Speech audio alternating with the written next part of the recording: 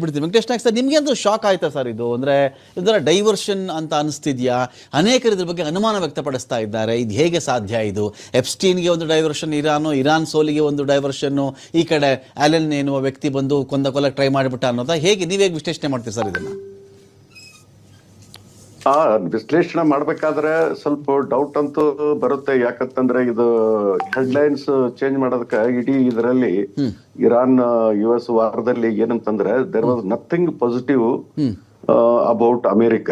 ಅಂದ್ರೆ ಎಲ್ಲ ಏನಪ್ಪಾ ಅಂದ್ರೆ ಒಂದು ಯುದ್ಧದಲ್ಲಿ ಸಖತ್ತಾಗಿ ಇರಾನ್ ಏನಪ್ಪಾ ಅಂದ್ರೆ ಟಫ್ ಫೈಟ್ ಕೊಟ್ಟದ್ದೊಂದು, ಮತ್ತೆ ಏನಂತಂದ್ರೆ ಸೀಸ್ ಫೈರ್ ಟಾಕ್ಸ್ ಫೇಲ್ ಆಗ್ತಾ ಇರೋದು ಒಂದು, ಇವೆಲ್ಲ ಬದ್ಧತೆಗಳಲ್ಲಿ ಮತ್ತೆ ಏನಂತಂದ್ರೆ ಅಮೆರಿಕನ್ ಪ್ರೆಸಿಡೆಂಟ್ ರೇಟಿಂಗ್ಸ್ ಕೆಳಗೆ ಹೋಗ್ತಾ ಇರೋದು ಒಂದು, ಮತ್ತೆ ಇದೇ ಸ್ವಲ್ಪ ಇನ್ನೊಂದು 6 months ದಲ್ಲಿ ಅಮೆರಿಕದಲ್ಲಿ ಮಿಡ್ ಟರ್ಮ್ ಎಲೆಕ್ಷನ್ಸ್ ಸಮೀಪ ಬರ್ತಾ ಇದೆ. ಸೊ ಇವಕ್ಕೆಲ್ಲ ಏನಂತಂದ್ರೆ ಒಂದ್ ವೇಳೆ ಅಟೆನ್ಷನ್ ಡೈವರ್ಟ್ ಮಾಡಬೇಕು. ಈಗ ನೋಡ